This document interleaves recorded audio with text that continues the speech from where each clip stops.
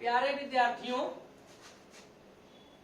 आज विलयन से रिलेटेड लेक्चर नंबर 9 लेकर के आप लोगों के समक्ष मैं प्रस्तुत किया हूं, आप लोगों के समक्ष उपस्थित हूं। आज लेक्चर नंबर 9 में मुख्य रूप से हम लोगों को सामान्यता के बारे में जानकारी लेनी है। नॉर्मलिटी लास्ट टर्म है साधारण पद का, उसकी जानकारी लेनी है। लेकिन उसके पहले एक टॉपिक है, इसको हम लोग देखेंगे। इसके बाद इसी टॉपिक से रिलेटेड हो गया नॉर्मलिटी। पिछले क्लास में समतुल्य भार आपने देखा था या तुल्यांकी भार, तो उसी से रिलेटेड है। समतुल्य भार से ग्राम समतुल्य भार, इसकी जरूरत पड़ती है सामान्यता में, इसलिए इसको हम लोगों को देखना है। तो पहले हम लोग हेडिंग दे, यहाँ पर ग्राम समतुल्य भार, ध्यान दे दीजिए। ग्राम समतुल्य भार, इसी को कहा जाता है ग्राम तुल्यांकी भार।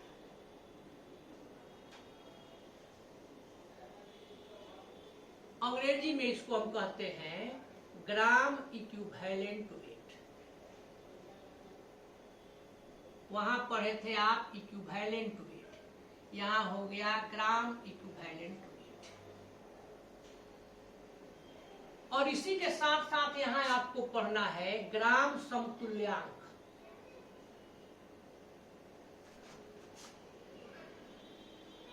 ग्राम तुल्यांक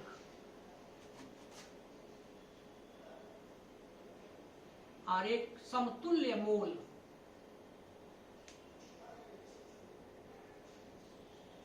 ये लेकर के हम लोगों को चलना है।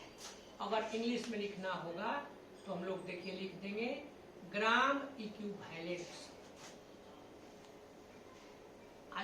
दोनों के लिए हुआ, इसके लिए हुआ इक्विवेलेंट मोल।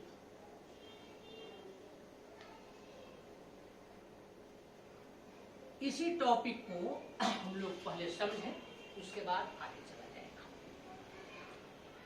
तो आपने पिछले क्लास में देखा था समतुल्य भार, समतुल्य द्रव्यमान। वहां पर एक चीज बताए थे, निकालना बतेबे किए थे, डिफिनेशन तो दिए ही थे, लेकिन एक मूल बात यहाँ समझाना है। समतुल्य भार का कोई मात्रक नहीं होता है। जैसे आप किसी भी सबस्टांस का मान लीजिए कि समतुल्य भार लेते हैं 50, तो अगर आपसे पूछा जाएगा कि समतुल्य भार कैलकुलेट किए निकाले तो 50 आया, तो पूछा जाएगा कि समतुल्य भार कितना है, ओनली 50 ग्राम, ये सब कुछ नहीं। लेकिन अब वही चीज उसी से रिलेटेड आज हम दे दिए ग्राम समतुल्य भार। तो इसमें है कि समतुल्य भार को ग्राम में हम लोग व्यक्त कर देते हैं। किसी पदार्थ के समतुल्य भार को ग्राम में व्यक्त करने पर उसे ग्राम समतुल्य भार या उसी को 1 ग्राम समतुल्यांक चाहे एक समतुल्य मोल कहा जाता है। देखिए एग्जाम्पल के तौर पर यहाँ NaOH का समतुल्य भार लेते हैं।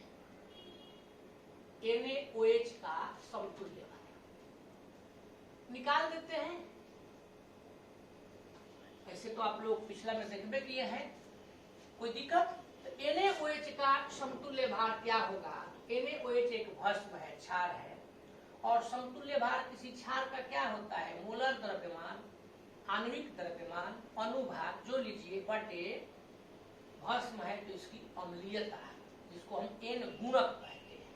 तो यहाँ OH की संख्या 1 है, अम्लीयता इसकी 1 है, तो इसका समतुल्य भार बराबर अनुभार चाहे मोलर द्रव्यमान चाहे आणविक द्रव्यमान बटे 1 हो जाएगा। तो सोडियम का 23, ऑक्सीजन का 16, एक को बच गया हाइड्रोजन, इसका 1, 23, 16 और 1 को जोड़ेंगे 40। यानी NaOH का समतुल्य भार 40 होता है। तो यहाँ पर केवल लिख देंगे 40, ग्राम लिख देंगे तो गलत हो जाएगा। अब ग्राम वाला क्या है भाई? तो देखिए NaOH का यहाँ पर हम लोग निकाल दिए ग्राम समतुल्य भार, चाहे ग्राम समतुल्य द्रव्यमान, ये आपका हो गया 40। इसलिए 1 ग्राम समतुल्यांक यहां पर हम लोग ले लिए NaOH। कितना, जितना किसी पदार्थ का ग्राम समतुल्य भार होगा वही 1 ग्राम समतुल्यांक के बराबर होगा, यानी 40 ग्राम NaOH। और इसी को समतुल्य मोल भी कहेंगे। तो 1 मोल समतुल्य चाहे समतुल्य मोल, 1 समतुल्य मोल यह हो गया 40 NaOH। तो ये आपका हो गया 40 ग्राम NaOH। यही हम लोगों को क्लियर करना था। बोलिए किसी को कोई कंफ्यूजन? अब आप लोग यहाँ बोल तो नहीं सकते हैं, आदत है कहने की कि बोलिए। तो बोलने का अर्थ यही हुआ कि अगर आपको कोई प्रॉब्लम है तो कमेंट बॉक्स में अपना कमेंट करके पूछ लीजिए। अगर हमारा मोबाइल नंबर जानते हैं तो फोन करके समझ लीजिए, या जैसे भी हो इसको जानिए, 1-2 बार पढ़ करके सुन करके समझ लीजिए। ये हुआ बोलने का, कि बोलिए का मतलब ये हुआ 3 को काम करके समझना है। तो डिफरेंशियल क्लियर हो गया क्या भाई? किसी पदार्थ के समतुल्य भार को ग्राम में व्यक्त करने पर उसे ग्राम समतुल्य भार या 1 ग्राम समतुल्यांक कहते हैं। किसी पदार्थ के समतुल्य भार को यहां हम लोग देखिए ले लिए, ग्राम में व्यक्त करने पर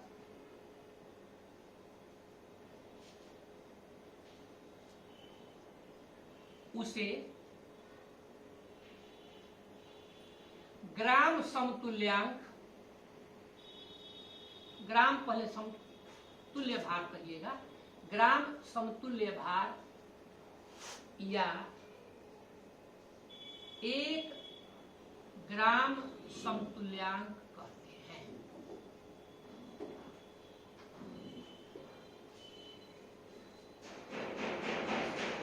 और 1 ग्राम समतुल्यांक हम लोग जो लेते हैं, यहाँ पर देखिए ले लिए 1 ग्राम समतुल्यांक, वह 1 समतुल्य मोल के बराबर होता है। तो इसको हम लोग कह देंगे 1 समतुल्य मोल, चाहे 1 तुल्यांक मोल, जो कहिए। ग्राम समतुल्यांक, ग्राम तुल्यांक, चाहे तुल्यांक मोल, समतुल्यांक मोल, समतुल्य मोल, एक के बात हुई। समतुल्यांक मोल भी लिख सकते हैं, सब उसमें कोई अंतर नहीं है। समतुल्यांक या समतुल्य मोल। अब एग्जाम्पल के तौर पर यही हम लोग देखिए दे दिए, कोई दिक्कत है? तो अब आपको मान लीजिए कि कोई पदार्थ दिया हुआ है, आप कह रहा है कि इसमें कितने समतुल्य मोल हुए, चाहे कितने ग्राम समतुल्यांक हुए, इसको डिस्कस किया जाए तो क्या होगा। तो अब आपको यदि समतुल्य मोल की संख्या निकालनी हो, मान लीजिए आपसे कोई कहता है कि हमारे पास 120 ग्राम कास्टिक सोडा है NaOH, तो उसमें कितने समतुल्यांक मोल होंगे, चाहे कितने समतुल्य मोल होंगे, चाहे कितने ग्राम समतुल्यांक, तो कैसे निकालेंगे? अब चूंकि 40 ग्राम NaOH का मतलब होता है 1 ग्राम समतुल्यांक चाहे 1 समतुल्य मोल। तो चूंकि 40 ग्राम NaOH में 1 होता है समतुल्य मोल, तो 120 ग्राम में तो 40 दिया 20 से 3 मोल समतुल्यांक चाहे 3 ग्राम समतुल्यांक होगा। तो 120 में आपने 40 से भाग दिया है, हो गया। अब ये बताइए 120 क्या है? तो 120 पर हमने पूछा है, तो ये दिया गया द्रव्यमान है। 40 क्या है? तो 40 इसका समतुल्य भार होता है। यानी अब यदि आप चाहें कि ग्राम समतुल्यांकों या समतुल्यांक मोलों, चाहे समतुल्य मोलों, समतुल्यांक मोलों, इसकी यदि आपको संख्या निकालनी है तो क्या करिएगा? ग्राम समतुल्यांकों चाहे समतुल्यांक मोलों की संख्या। तो दिया गया द्रव्यमान कितना भी दिया जाएगा, जिस पदार्थ को लिए है उसका, अब बटे समतुल्य द्रव्यमान चाहे समतुल्य भार, एक ही बात होता है, यही हो जाएगा।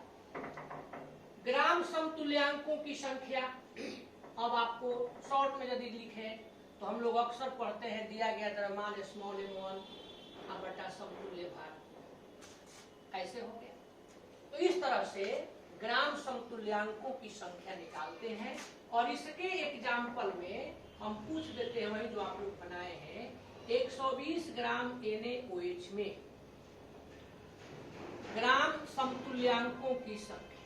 यहाँ पर NaOH 120 ग्राम लिए, इसमें आपको ग्राम समतुल्यांकों की संख्या देखिए ध्यान से। 120 ग्राम NaOH, 120 ग्राम दिया गया द्रव्यमान है, तो ये दिया गया द्रव्यमान हो गया 120 ग्राम। और NaOH का होता कितना है पढ़े हैं, अभी निकलवे किए हैं, पूरा NaOH पर ही चल रहा है, 40 3 बार में चला गया, तो ये आपका हो गया देखिए 3 ग्राम समतुल्यांक, या इसी को कहिएगा 3 समतुल्यांक सिर्फ, या इसी को कहिएगा 3 ग्राम तुल्यांक, या इसी को कहिएगा 3 समतुल्यांक मोल। जिस रूप में आपसे प्रश्न पूछा जाए उसी को लेकर इस प्रकार से बस टॉपिक तो सिर्फ हमने एक लाइन का देखा कि समतुल्य भार को ग्राम में बदलते हैं, ग्राम समतुल्य भार, और 1 ग्राम समतुल्यांक चाहे 1 समतुल्य मोल एक होगा। कहीं कोई दिक्कत? यहाँ एक सावधानी आपको रखनी होगी, ध्यान देना होगा।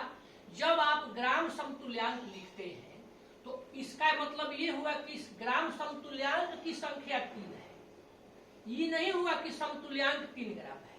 यानी इसको अगर आप ऐसे लिख दें 3 ग्राम यहाँ पर समतुल्यांक अलग हो जाए तो ये गलत हो जाएगा। यानी समतुल्यांक किसके साथ जुटा है? ग्राम के साथ। ग्राम समतुल्यांक किसके साथ जुटा है? 3 के साथ। 3 के साथ क्या है? ग्राम समतुल्यांक है। 3 ग्राम के साथ समतुल्यांक नहीं है, तो इस पर ध्यान रखना। तो ये आपने देखा कि समतुल्य भार पढ़े थे, उसके आधार पर कि ग्राम समतुल्यांक क्या है। अब ग्राम समतुल्यांक जब आप कंप्लीट कर लिए तो ग्राम समतुल्यांक के आधार पर इसी से रिलेटेड इसकी जरूरत है सामान्यता टॉपिक में, अंग्रेजी में उसको नॉर्मलिटी कहते हैं। तो देखिए हम लोग चले अगले टॉपिक की ओर। यही एक तरह से हम लोगों को पढ़ना है मेन सामान्यता, अंग्रेजी में इसको हम लोग नॉर्मलिटी कहते हैं, और ऐसे इसको एक नॉर्मलता के नाम से भी जाना जाता है, लेकिन हिंदी असली हुआ सामान्यता, नॉर्मलता एन से सूचित करते हैं। यही लेकर के चलना है मेरे प्यारे विद्यार्थियों। अगर आपको सामान्यता अच्छी तरह से समझनी है तो मूलरता पर थोड़ा सा ध्यान देना होगा। आपने 1 लीटर सॉल्यूशन लिया, 1 लीटर विलयन लिया, उस 1 लीटर विलयन में 40 ग्राम NaOH मिला दिए, तो यहाँ NaOH 40 ग्राम के माने कितना मोल होता है? आप लोग पढ़े हैं पहले, 1 मोल NaOH। यह 1 समतुल्यांक मोल भी हुआ।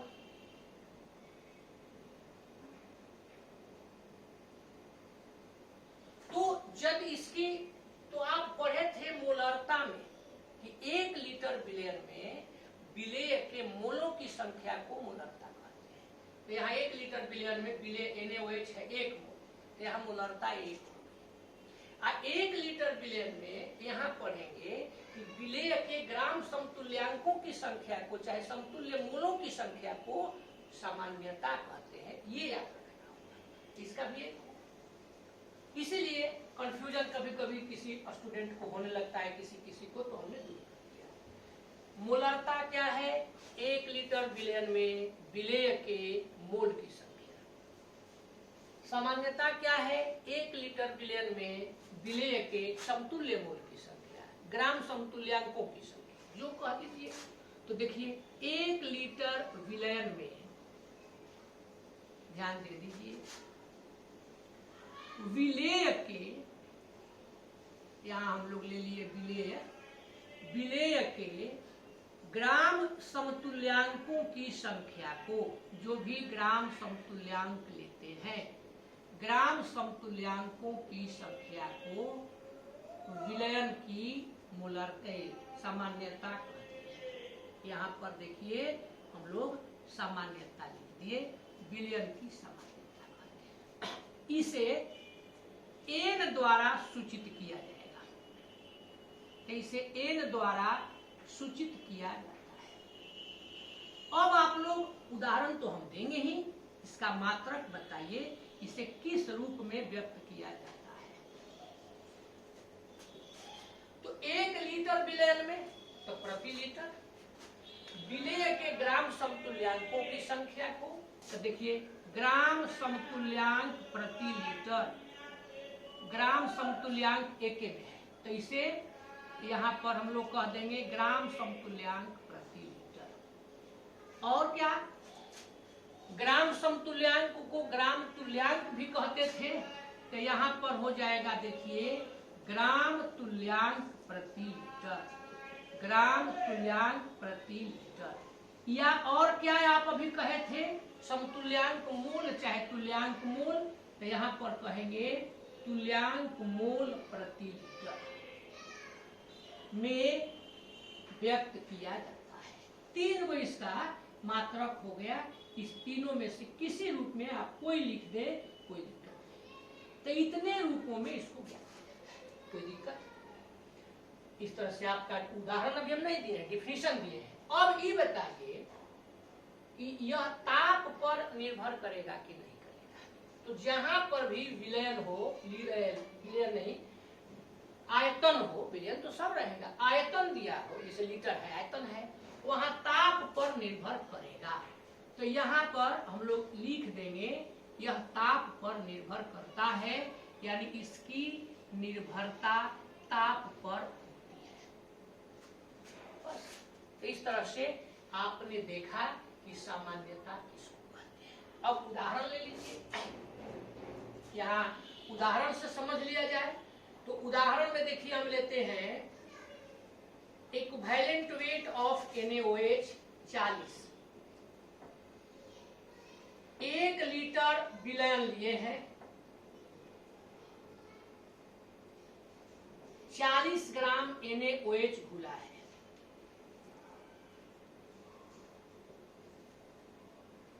तो 1 लीटर विलयन में 40 ग्राम NaOH घुला रहने पर सामान्यता कितनी है। अब देखिए सामान्यता का डिफिनीशन है कि 1 लीटर विलयन में विलेय के ग्राम समतुल्यांकों की संख्या, तो यहाँ ग्राम समतुल्यांक में इसको बदलिए, इसीलिए जान के छोड़ दिए हैं।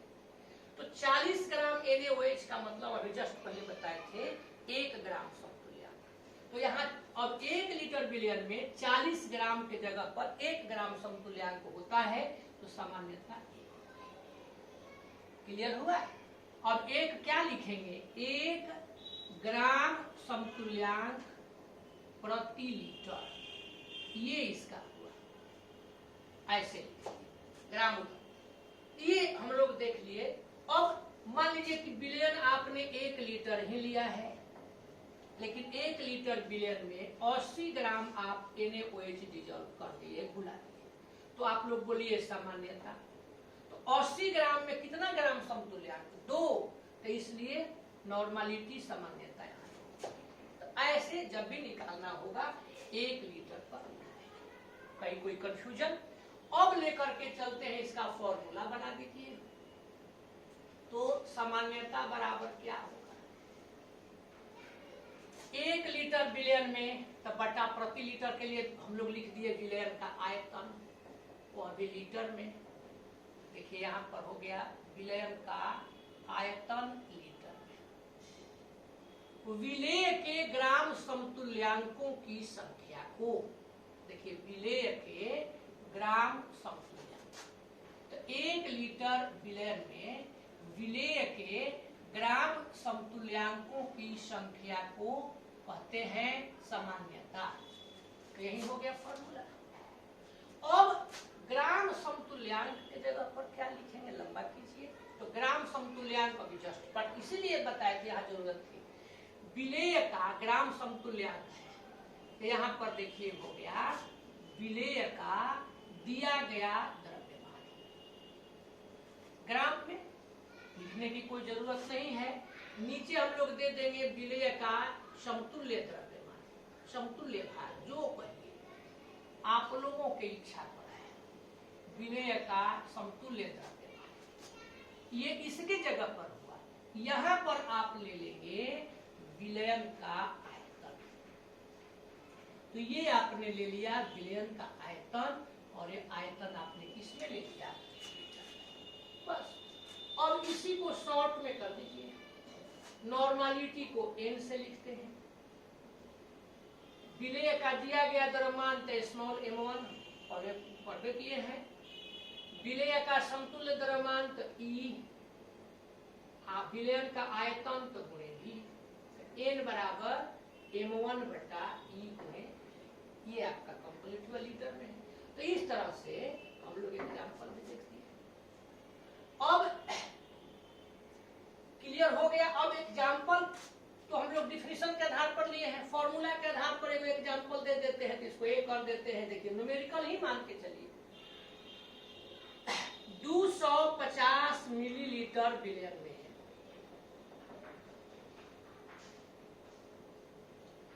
20 ग्राम NaOH घुला रहने पर, यहाँ पर NaOH 20 ग्राम घुला है, तो ऐसी स्थिति में सामान्यता क्या होगी? बस तो जरा ध्यान दीजिए, 250 मिलीलीटर क्या है, आयतन, तो यहाँ पर भी दिया हुआ है 250 मिलीलीटर। मन करे तो आप अभी इसको लीटर में बदल दीजिए, नहीं तो बादों में कर सकते हैं जहां आपको वैल्यू रखना होगा। तो ये आपका हो गया, देखिए 250/1 लीटर, एक मर्तबे 25, 25 चौका 100, ये 1/4 लीटर, तो भी निकल गया। 20 ग्राम NaOH घुला है, मतलब दिया हुआ द्रव्यमान इसका स्मॉल m1, ये आपका हो गया 20 ग्राम। अब इक्विवेलेंट वेट, समतुल्य भार निकालना है, कितना होगा, तो NaOH का निकलवे किए थे थोड़ी देर पहले 40। अब इसके आधार पर देखिए नॉर्मलिटी, तो m1 बटा E गुणे V, m1 के जगह पर आप 20 ले लिए, बटा E हो गया 40, गुणे V माने आयतन ले लिए 1/4, ये 4 ऊपर लेके चले जाते हैं। तो देखिए 20 दूनी 40, तो यहाँ नॉर्मलिटी 2। अब मन करे तो n भी ब्रैकेट में दे सकते हैं ऐसे, और नहीं तो यहाँ पर आप कह दीजिएगा 2 ग्राम समतुल्यांक प्रति लीटर, जो आपकी इच्छा है। यहाँ केवल ध्यान यही रखना है कि यदि आप इसको कहते हैं तो ग्राम और समतुल्यांक एक साथ होना चाहिए, मन करे तो बीच में ऐसे डैश दे दीजिए चाहे। तो इस प्रकार से हम लोगों ने डिस्कस किया कि सामान्यता क्या है, इसको न्यूमेरिकल बनवाएंगे वहां पर दे देंगे, ध्यान रखिएगा सामान्यता क्या है। अब इसी में देखते हैं आगे कि किसी तनुकरण का विलयन का, हम लोग तनुकरण जब विलयन का हो जाता है तो तनुकरण के पश्चात सामान्यता,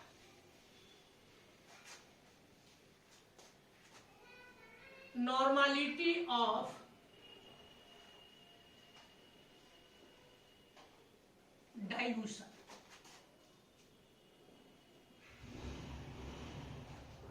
तनुकरण के पश्चात सामान्यता,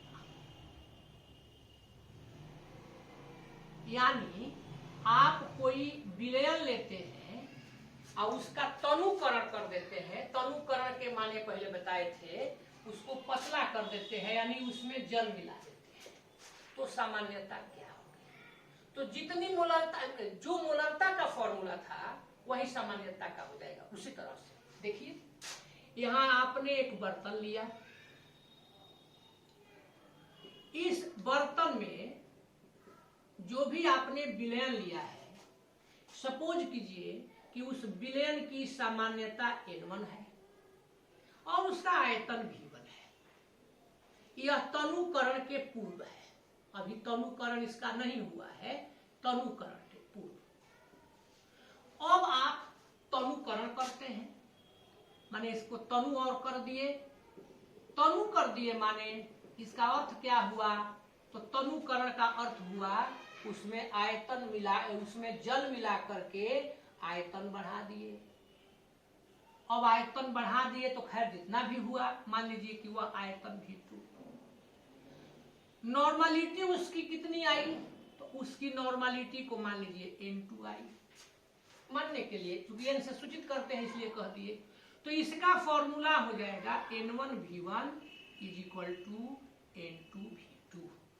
एक्सप्लेन इसको हम लोग बढ़िया से मोलरता में किए थे, वहां पढ़े थे कि कोई विलयन लिए तनुकरण के पूर्व उसकी मोलरता M1 है, आयतन V1 है।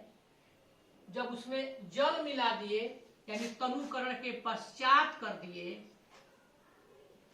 तो उस तनुकरण के पश्चात बताए थे कि उसकी मोलरता M2 हो गई, आयतन V2 हो गया। तो वहां लिखे थे M1V1 = M2V2, यहाँ हुआ N1V1 = N2V2। इस तरह से लिया जाता है, एकदम सेम है। अब है मिश्रण की सामान्यता। यहां पर देखिए, हम लोग देख ले मिश्रण की सामान्यता, नॉर्मलिटी ऑफ मिक्सचर्स। यहां पर हम लोग इसका डिस्कस करें। ये भी आपका ठीक उसी तरह से नॉर्मलिटी ऑफ मिक्सचर्स। यहां पर हमने एक बर्तन लिया, उसमें कोई विलयन लिए, उस विलयन की सामान्यता सपोज कीजिए N1 है, आयतन उसका V1 है। इसके साथ एक दूसरा विलयन मिला दिए। जो विलयन आप मिलाए हुए हैं उस विलयन की सामान्यता मान लीजिए N2 है, आयतन V2 है। अब दोनों को मिला दिए तो वो तीसरा विलयन, परिणामी विलयन, रिजल्टेंट सॉल्यूशन आपका तैयार। तो इस बताइए कि इस विलयन का आयतन क्या होगा। तो क्योंकि दोनों विलयन को आप मिलाए हैं इसलिए इसका आयतन दोनों को जोड़ दीजिए आयतन, तो इसका आयतन हो जाएगा V1 + V2। मान लीजिए इसको हम V3 बोल देते हैं, लेकिन चूंकि न्यूमेरिकल में जरूरत पड़ता है तो V1 V2 करना पड़ता है, इसलिए अलग अलग इनडायरेक्ट लिख दिए। सामान्यता, तो क्या सामान्यता N1 + N2 हो जाएगी? नहीं होगी, पता है ऑलरेडी मोलरता में कि M1 + M2 नहीं होगी। तो इसकी सामान्यता जो होगी उसको N3 मान दीजिए, चाहे केवल N1। अब इसको जब लेकर के चलते हैं तो यहां देखिए हो जाएगा N1V1 + N2V2 = N3V3 चाहे NV1 + V2। और इस फॉर्मूला से जब आप N निकालेंगे तो ये आपका हो जाएगा, देखिए N1V1 + N2V2 बटे हो जाएगा V1 + V2। तो इस प्रकार से हम लोग देख लिए कि सामान्यता किसको कहते हैं। अब लेकर के चलना है, अगला टॉपिक है, लास्ट टॉपिक है। अब थोड़ा सा समय देना पड़ेगा, सामान्य विलयन। अंग्रेजी में इसको कह दीजिएगा नॉर्मल सॉल्यूशन, शॉर्ट में इसको कह दीजिएगा एन सॉल्यूशन। किसको कहते हैं, चलिए ध्यान दीजिए। आपने पढ़ा था मोलर विलयन, तो मोलर विलयन में पढ़े थे कि जिस विलयन की मोलरता 1 होती है उसको मोलर विलयन कहते हैं। बस, जिस विलयन की सामान्यता 1 होती है उसको सामान्य विलयन कहते हैं। सेम चीज हो गया। देखिए, जिस विलयन की सामान्यता, यहां पर हम लोग लिए कोई विलयन लिए, उस विलयन की सामान्यता देखिए 1 होती है, 1 है, तो उसे सामान्य विलयन, नॉर्मल सॉल्यूशन कहा जाता है। उसे सामान्य विलयन कहते हैं। हो गया। एग्जाम्पल के तौर पर हम लोग ले लें, अभी जस्ट थोड़ी देर पहले देखे थे, 1 लीटर विलयन में यहां पर हम लोग ले लिए NaOH डिजॉल्व है, घुला है 40 ग्राम, तो यहां 40 ग्राम NaOH घुला है। अब इस स्थिति में आप लोग खुद बताइए कि सामान्यता क्या होगी। ध्यान दीजिए, तो आपको सामान्यता के परिभाषा के आधार पर चलना है कि 1 लीटर में विलेय का कितना ग्राम समतुल्यांक है, या विलेय क्या है, NaOH। तो NaOH कितना ग्राम समतुल्यांक है, 40 ग्राम में कितना होगा, तो 40 दिया हुआ द्रव्यमान बटे n factor, sorry equivalent weight, तो 40/40 1 है। क्लियर है ना, तो यहाँ सामान्यता 1 होगी, अतः यह सामान्य, यानी जिस विलयन की सामान्यता 1 हो गई वह विलयन सामान्य विलयन होगा, अतः यह सामान्य विलयन है। अब इसी आधार पर आप लोगों को लेकर के चलना है। जैसे अगला हो गया अर्ध सामान्य विलयन, ध्यान दे दिया जाए। अर्ध सामान्य विलयन, अंग्रेजी में इसको कहिएगा सेमी नॉर्मल सॉल्यूशन। तो n/2 सॉल्यूशन के नाम से भी इसको जानते हैं। तो जिस विलयन की सामान्यता 1/2 हो जाएगी, उस विलयन को सामान्य के जगह पर अब अर्ध सामान्य विलयन करेंगे। ऐसे ही पढ़ते जा सकता है। अब अर्ध सामान्य विलयन के बाद अगला देखिए हो गया, अर्ध सामान्य विलयन के बाद लिखते हैं पंचांश, 5वां अंश कहलाएगा पंचांश सामान्य विलयन, पेंटी नॉर्मल सॉल्यूशन, शॉर्ट में n/5 सॉल्यूशन। बस जिस विलयन की सामान्यता 1/5 हो जाएगी उसको पंचांश सामान्य विलयन। एक और लेते हैं दशांश सामान्य विलयन। यहाँ पर हम लोग देखिए लीजिए दशांश सामान्य विलयन n/10 विलयन। दशांश के माने 10वां अंश, तो यहाँ नॉर्मलिटी 1, n का मान 1/10 ऐसे निकालते हैं, कुछ भी पूछ सकता है। अगला देखिए लेकर के हम लोग चलते हैं शतांश सामान्य विलयन। अब आप लोग खुद बता दीजिए, दिमाग में सोचिए, मिलाइए। शतांश का क्या होगा, n/100, तो ये आपका हो गया n/100 सॉल्यूशन। यानी ऐसे विलयन की n माने नॉर्मलिटी क्या हो जाएगी, 1/100। इस तरह से चलता है। क्लियर हो गया। अब चलिए एक एग्जाम्पल देते हैं शॉर्ट में, अभी तक लिखने के लिए एग्जाम्पल नहीं है, समझने के लिए है। क्या खींच दिए लाइन। 1 लीटर विलयन हमने लिया है, और उस 1 लीटर विलयन में, ये विलयन आपका हो गया 1 लीटर।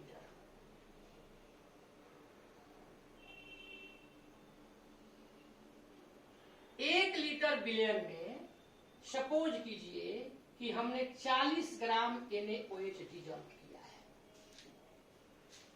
तो सामान्यता नॉर्मलिटी इसकी कितनी होगी, तो अभी आप पढ़े थे 1 लीटर विलयन में 40 ग्राम घोलेंगे तो नॉर्मलिटी 1 होगी।